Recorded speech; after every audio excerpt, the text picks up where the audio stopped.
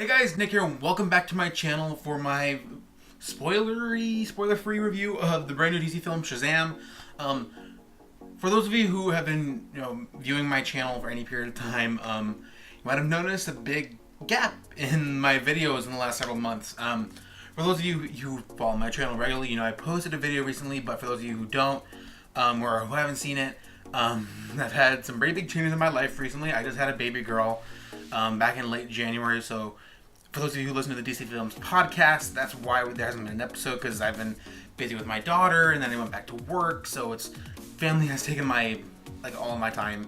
So for those of you who are fans of my stuff and wondering what's going on, that's what's going on. Episodes probably will be a little more sporadic at this point.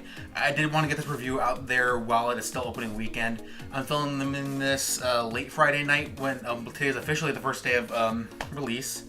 Obviously, there were screenings last night. I saw Shazam 2 weeks ago when they had a Fandango early access screening. I wanted to do it then, but of course, with me, being a new father and everything, I want to spend time with my family as much as I can. And I haven't wanted to do this review, but like I said, I've just been taking my time. So again, I apologize, but also just expect that from me moving forward, guys. I'll try to do videos as much as I can, but I do have a daughter now, so she's gonna be taking up a lot of my time. So, anyways, so my thoughts on Shazam. This was honestly building up to Shazam. I was a little worried, not in David F. Sandberg or anything like that.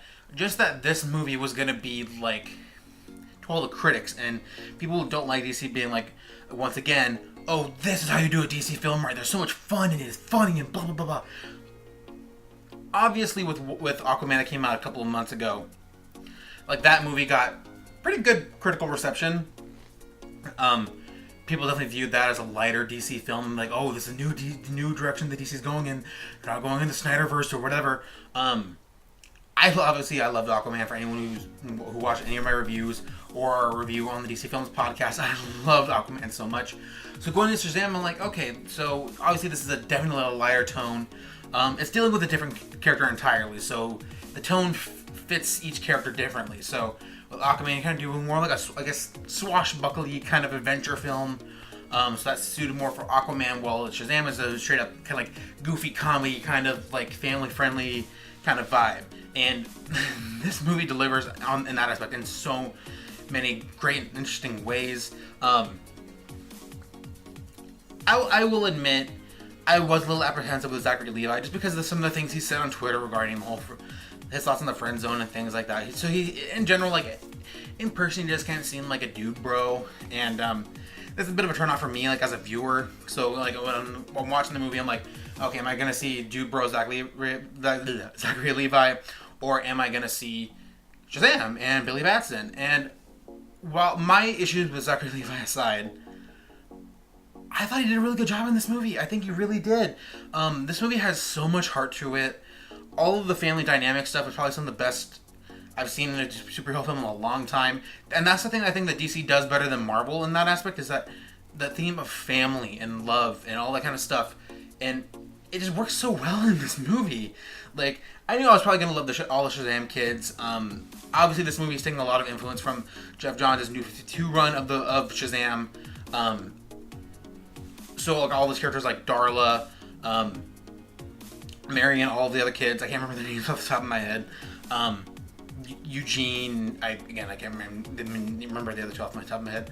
But yeah, they all brought so much heart to the movie. And Darla, especially Darla, people want to say Friday is their standout role. Darla, to me, was a standout character in this. She was such a great little character, and obviously I'm a big fan of the show This Is Us. So for me, I'm already familiar with her. She plays Sterling K. Brown's daughter on that show, so I'm already kind of familiar with her in that aspect.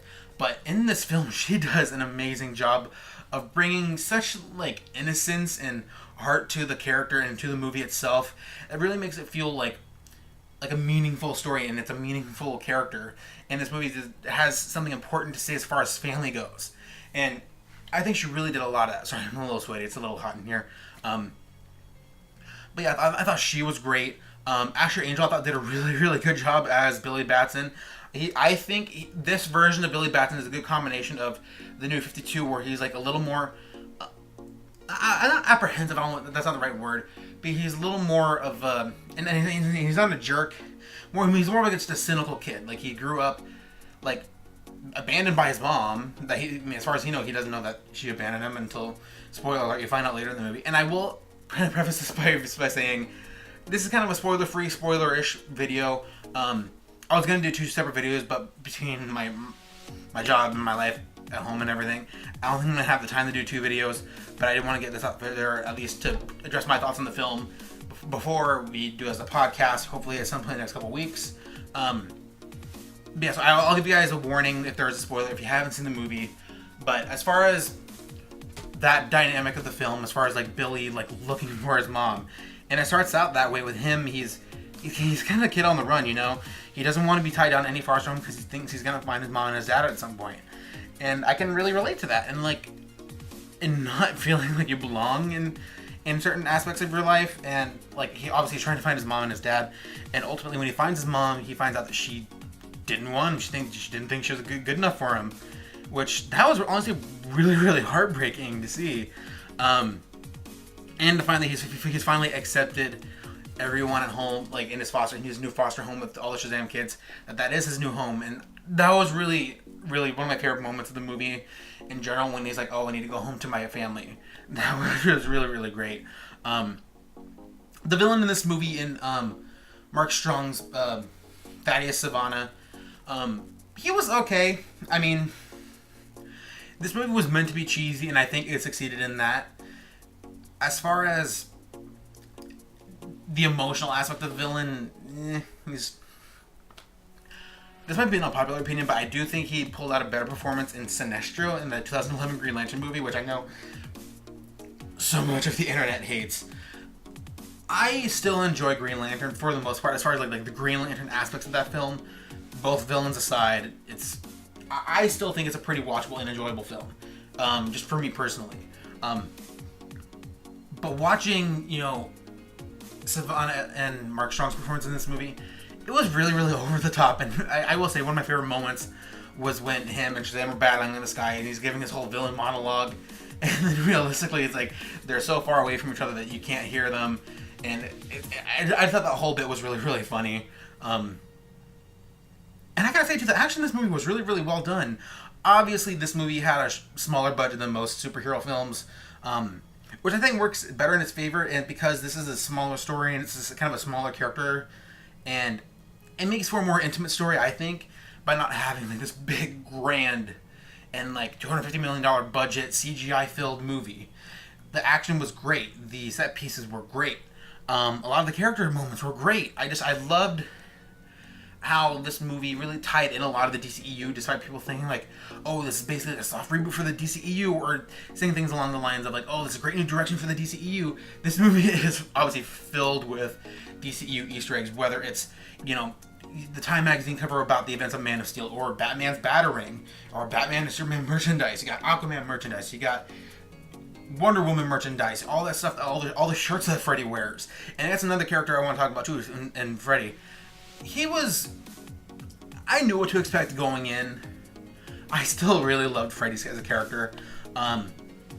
His dynamic with Billy, I think, is one of the most important aspects of the Shazam and Slash, formerly known as Captain Marvel character, is his relationship with Freddy. I think that's one of the most important dynamics in all of comics, and they pulled that off so incredibly well in this movie. And Jack Dylan Grazer, who obviously is from the movie It, I think he did an amazing job of portraying kind of like a more I can relate to him in the fact that he's such a nerd, and he kind of he himself has a lot of internal struggle with coming to terms with who he is and his disability and things like that. Obviously, I'm not a disabled person. I can't relate on that aspect. But as far as his character goes, I can relate a lot to the things he's going through, or at least like when I was younger, I could remember going through a lot of those same things that he is. So I thought he pulled that off really well. A lot of the humor on his end really worked. There were some bits of humor in this movie in general that I thought weren't really all that funny, like the Santa bit at the end. Nah, I could have really gone without. But before I drag on too long, I will say one of my favorite moments in this movie, and this is a spoiler for anyone who hasn't seen the movie. So if you haven't seen the movie, if you want to be spoiled, that's fine. Otherwise, this is your mark to be like, hey, okay, I'll come back to this later. One of my favorite moments is something I knew that was coming because unfortunately the Funko Pop line spoiled it, and I was also kind of expecting it. When it's coming to the final battle with Savannah and the Seven Sins, and Billy's trying to get everyone together, he's going to give them his powers, and when they're all touching the staff, and he says, "Okay, say my name." And first of all, it opens up like, "Billy!" that was one of my favorite comedic moments of the film. And then when they all, much like in the New 52 run, when they all are imbued with the powers of Shazam, each with their own unique ability, and you get to see, essentially Captain Marvel Jr. and all the other versions of these older kids as basically Shazam. And I thought the whole sequence was really amazing. A lot of the actors I thought were great. I can't remember all the names off the top of my head. There's Adam Brody who played older Freddy. I can't remember the actress who played older Darla, and the guy from 13 Reasons Why who plays older Eugene. All of them I thought did really, really well. They did a good job of portraying, just much like with Shazam and Zachary Levi, just bigger versions of these kids. And I thought the whole action sequence, all that whole sequence was just flat out amazing to me. I loved it so much. What else did I talk about? So obviously you can't talk about this movie and spoilers without talking about that last bit at the end. So again, spoilers. If you've been okay with spoilers up to this point, you're probably gonna be fine with this. If you don't want to be spoiled, this is a pretty big one. You might want to, not listen to this for the next couple seconds. Obviously, there's a lot of rumors stuff going around. Oh, is Henry Cavill gonna appear as Superman? Is Superman gonna cameo in this movie? While Henry Cavill did not appear in the suit as Superman, obviously Superman does show up at the end of this movie when Billy as Shazam is surprising Freddy at school, because Freddy, of course, throughout the entire movie is trying to one up everyone and be like, "Hey, I'm best friends with Shazam." Obviously, they weren't calling him Shazam at that point. But he showed up to the school and when Shazam's like, "Oh, my best friend Freddy," and blah blah blah blah, and then in comes Superman. You're like, and then the movie ends. Of course, you don't see who it is, which I understand. But I still wish that I got to see Henry, because obviously he's my favorite Superman, and I love that. I love him so much as Superman. I just want to see more of him, and especially with all the rumors and stuff going around of him not going to be Superman anymore. I don't know. Again, that's stuff we'll talk about at some point in the podcast in the future again. That moment was really cool. Now talk about the post-credit scenes. I gotta admit, I wasn't impressed. The Mastermind Caterpillar thing, I'm not aware of that character in the comics or whatever, so it might have been cool for the hardcore Shazam comic fans. For me personally, I'm like, okay, that was fine. It teases something in the character's future. That's fine, whatever. And then that last one, first of all, it wasn't very funny. The whole Aquaman joke thing. And also, they released that clip online, right before that early screening. So it's been out for weeks. And why would you do that? As Warner Brothers, why would you release something that you're trying to tease at the very, very end of the movie? Why would you release it online?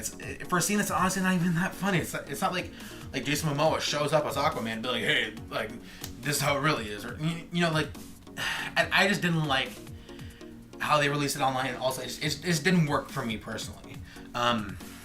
Besides that, I had a really good time with this movie.